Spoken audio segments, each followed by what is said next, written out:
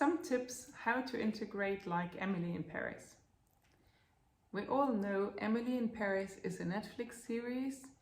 It's not always true, it's a bit exaggerated, but there are some tips that we can take from Emily that you should also apply if you want to integrate as an expatriate. So what Emily does very well is she lives in a shared flat. Of course, she has the age of living in a shared flat. She doesn't have kids, so that's perfect for her situation.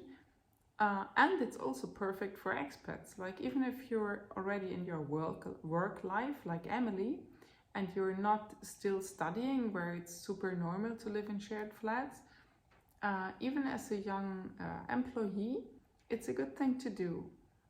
Why? Because you will not come home and being alone, but there will be somebody. And in Emily's case, it will be a friend. So a friend that she met in Paris, so where she lives as an American, as an expatriate. And she meets that girl from China, who's a girl that is also expatriate to France. And so they become friends and can discover France together. So you see, it's not always necessary to live with locals, even if that is very cool, that's also a thing to do.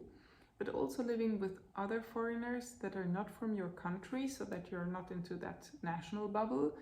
That can be a good thing, because then you explore the country together, and yeah, you have an exchange on a daily basis. You're not alone. And if everyone brings some friends and you share them to a certain kind of possibility to share friends or to get to know each other, and to invite people together, it also extends the amount of people that you already know in the new country. So that is a very good thing to do. So the second thing that she does, even a bit in the series, it's a bit like she doesn't like that so much, but she goes to language class. And yeah, please go to language class. There's nothing more helpful as an expatriate to integrate than speaking the local language fluently. Of course, we cannot speak all the languages in the world fluently, but to go to language class and at least to get to a decent level opens up a lot of doors.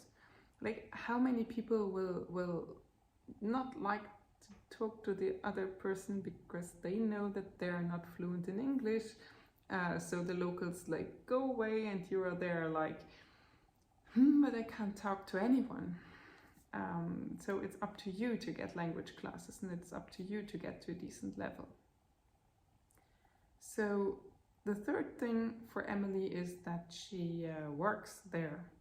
So she has work colleagues, and she has her struggles at work. She's not the most welcome, I would say, but she manages to get to a good work relationship. And yeah, there are sometimes conferences where she enters and the conferences are in French, and then for her they need to switch to English. But still, she has a good relationship with the work colleagues, and she tries to do good at work. So this is definitely an advisable thing. Like, if you're working in the country, like, get in touch with your local colleagues. Social life. Like, Emily's social life is certainly very much exaggerated. Like, she goes to the coolest parties and she builds up a network in, let's say, 2 weeks. Of course, that is not realistic, but still, what can we copy from her social life? Like, she is open, for example, open to talk to neighbors. Like, do you remember how she meets the cook? Like, she rings on the wrong doorbell and she gets into a conversation.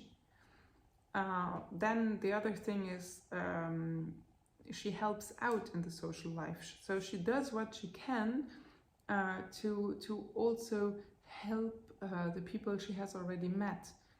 So she engages in these relationships. She puts effort into it. She's open if invited to weekend trips. She doesn't say like a shy and timid person, oh, but I don't know anyone there. I don't want to come because I'm a foreigner. I'm not fluent in your language and I might meet people on the weekend trip that I don't know and I don't know what to say to them. And I don't know how they will react to me as a foreigner. No, she goes. And then things happen. So all this kind of openness for discussion, for weekend trips, for events, talking to strangers, all the things help you because that create already a kind of history. So of course in the beginning it might be a shame because they misunderstand you, some people might laugh at you. I mean, see in the series how much fun they make sometimes of Emily, but she gets over it. She goes anyway, and this creates like it creates already memories that you share, and you can build relationships on memories, on moments that you have shared together. So be open for that. Be open to say yes to situations, even if you are like, I don't feel that comfortable because I'm not from here. Go anyway.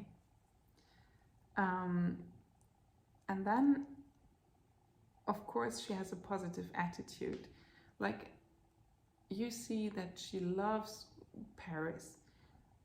I mean, on one hand, it's a bit exaggerated in the series, as of course, but like she takes pictures, she posts them, she's really enthusiastic into this French lifestyle. And that's not neutral. I mean, of course, it's exaggerated because she's a bit like portrayed as the American influencer that comes to Paris, and it's kind of like too much. But there is nothing wrong about being smiley and loving your host country.